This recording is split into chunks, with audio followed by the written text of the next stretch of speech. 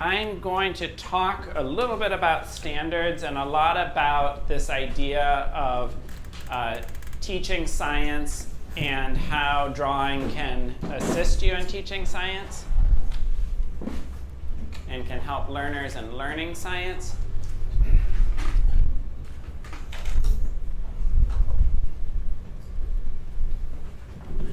I'm curious, by the way, I did a presentation at McKinley High School as part of a science kickstart. Did anyone attend that? That's good, because this presentation will be completely new for all of you in that case. I was going to go on about how you can, maybe look at it from a different angle, but this. Here we have Pooh and Piglet.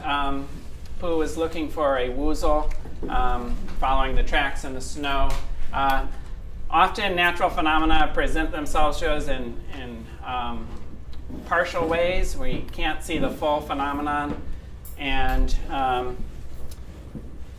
just going to put that out there. You should read about Pooh and the woozle when you get a moment. But I'll return to this later in the workshop. Science, and I mentioned earlier that I struggled with science as a high school student. I think science is challenging in lots of ways for lots of people. And I'm going to kind of highlight some of that, and then I'm going to talk a little bit about how drawing can play a role in helping us to understand the natural world. So one of the issues that's challenging about science is that the world sometimes behaves in ways that are different than how we expect it to. We're used to sort of the context of our immediate surroundings of things that are happening at our scale of size. But if we go beyond sort of that realm, if we go to things that are really giant or really tiny or happening really fast, sometimes the rules are different than what we assume based on our own everyday experience of the world. Here's a little bit of shampoo that's being poured into this water, and it just happens the way this fluid behaves. If you have a thin enough stream, it will actually hop out of the divot it creates.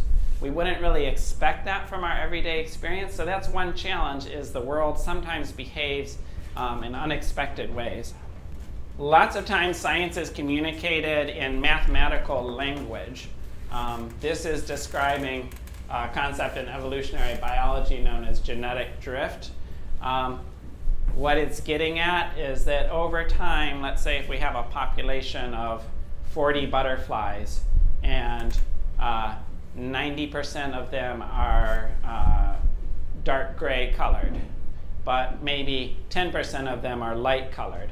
Over time, just by sort of random chance in terms of how mating happens, how different events happen, maybe that 20 or that 10% of light-colored butterflies just disappears from the population.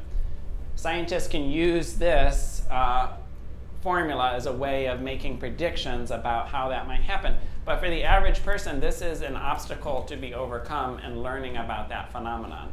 So one challenge is that scientists use a very mathematical language to communicate ideas. And for students, that can weed out people. That definitely weeded me out of science early on because I wasn't very comfortable. I had to work very hard when I got to college to catch up with the math that was involved in my science classes.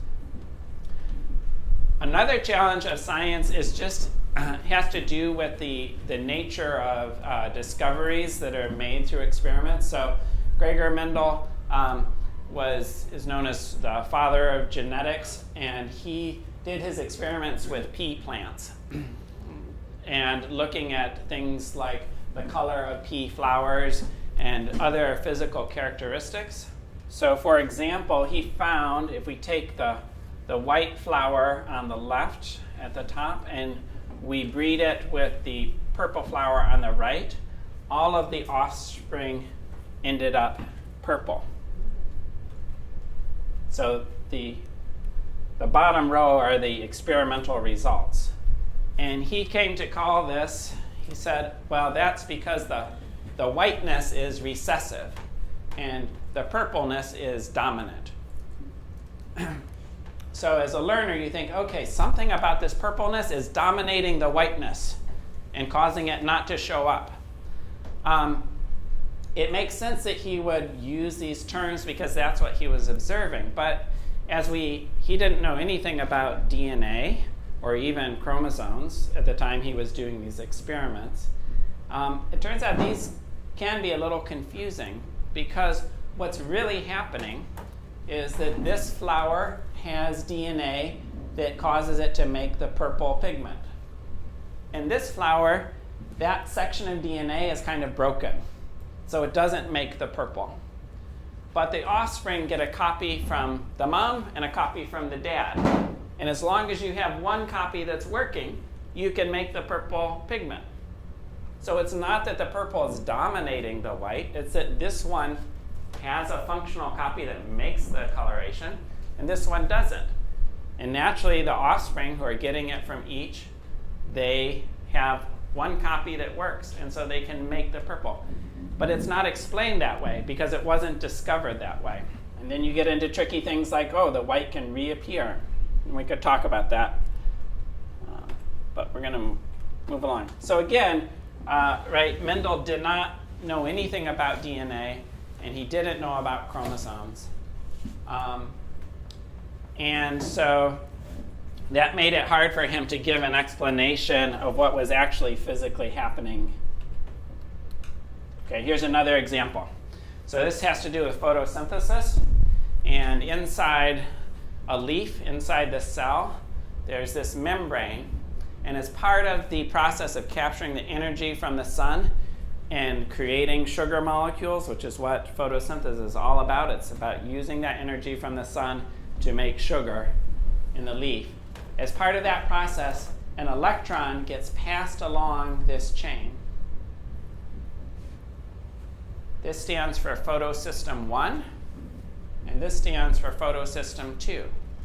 But the electron comes here first, and then later gets to this one here.